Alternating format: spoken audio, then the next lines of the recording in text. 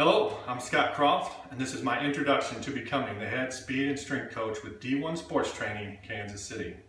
Having worked as a collegiate strength coach and a private performance director, I believe in the mission of D1 Sports, teaching fundamental movement skills to young athletes, progressing those skills to develop speed and strength, and instilling confidence and work ethic to prepare for next level success. This is more than a job, it's a passion. If you want to know about me, what you got to understand is at heart, I am a coach. It doesn't matter what I'm doing, but I love performance coaching.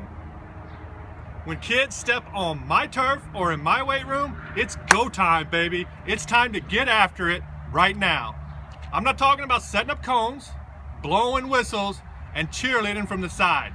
I believe in teaching fundamental skills by breaking down movements and body position.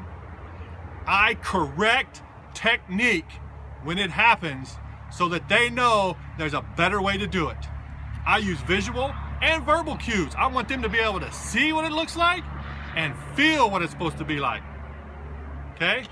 I use positive reinforcement as well. When a kid does it right, you gotta let them know. You gotta get excited. You gotta tell them that's what I'm talking about, so that they understand and they reinforce, I did it right, I can do it again. Okay? Motivate. Kids have got to be motivated. They got to understand that they can push a little harder and they can go a little longer and they can do it a little bit better each and every time. Okay? I also want to engage my athletes mentally. I want them to understand why they're doing certain things. I want them to be able to see that this applies to their sport and this is going to help them get faster. It's going to help them jump higher. I want them to know why we're helping them and how we're doing that. I also want to engage my kids socially. I don't want it to just be about training. I want them to have the confidence that they can come to me and they can share how their day was. I got to know they're going to train better if they had a good day. If they had a bad day, I'm going to have to motivate them. I'm going to have to get them through that. Okay? Support. I want to show up and support my athletes at what they do. I'm going to take my free time on the weekends and at nights, and I'm going to go to events, and I'm going to be there cheering my athletes on. I love doing that part of it. Okay? My goal is to be a positive role model in the life of everybody I work with.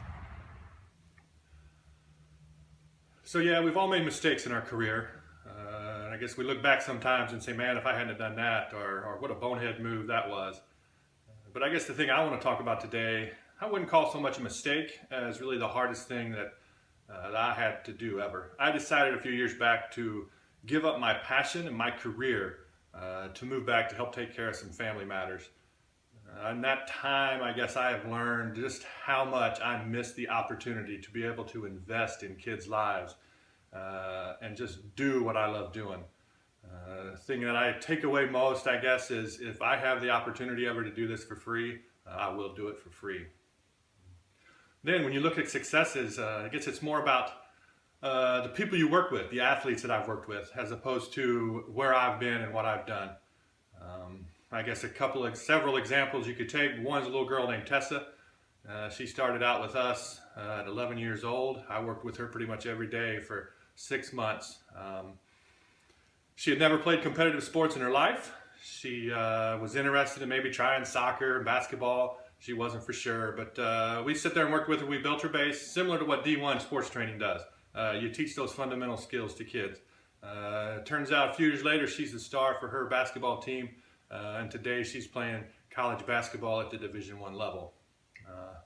Another success story, I guess, working back in University of Utah, had a freshman quarterback come in, skinny kid from California, was supposed to be the quarterback of the future. I had the chance to pretty much be assigned to him every day to make sure we built a good, solid base on him. His name was Alex Smith, and he's now the starting quarterback of the Kansas City Chiefs. So you want to know our weaknesses, huh? Well, I guess my biggest weakness is sometimes I tend to overthink things before I put them into action. This is especially true of especially programming. I used to be able to write a program fairly quickly. It was good, it was solid, it was a good workout, met the needs of the clients, but I would spend the extra hour or 2 hours sometimes looking at it, going over it in my head, thinking, well, it doesn't flow as good as it should. I want it to be able to flow seamlessly and get as much done as possible in the time that we have to train. So I would spend that extra time and really think things through a lot before I would put them into action. However, I guess the opposite end of that is the fact that I'm pretty good at reacting to situations when they come up and we need to react quickly and do things. For instance, there was a time in Utah where we had a group scheduled after hours. It was supposed to be 15 kids coming in. I had a coach ready to go. He was going to do a great job with it. Turns out a couple hours before we get word that those 15 kids had turned into possibly 70. So we had to scrap the plans quick. I stayed after hours. We stuck it up. We separated the groups. I took about 50 of those kids, sent the others with the coach. He kind of mimicked what I did. Man, we just put them through a fun, energetic workout. We got after it. We showed them skills that they hadn't been taught before. We had them moving on the turf, and I think everybody involved loved it. The kids loved it. I know I loved it, and I think the parents really enjoyed what we had to offer. So I guess, that's the kind of environment that I really love. I remember being 5 or 6 groups on the turf at once, and to the average eye, it would look like chaos out there.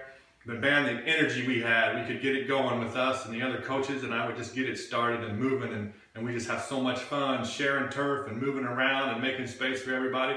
It was a blast. I missed that environment, and I'm looking forward to being back in that type of atmosphere.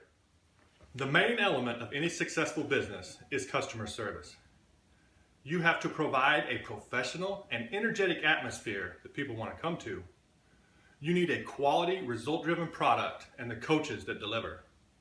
And you need to create a positive, hard-working environment that produces long-term customer relationships. Retention and word of mouth, the best way to grow and continue a business. I believe my experience, passion, and commitment make me the right person for this position.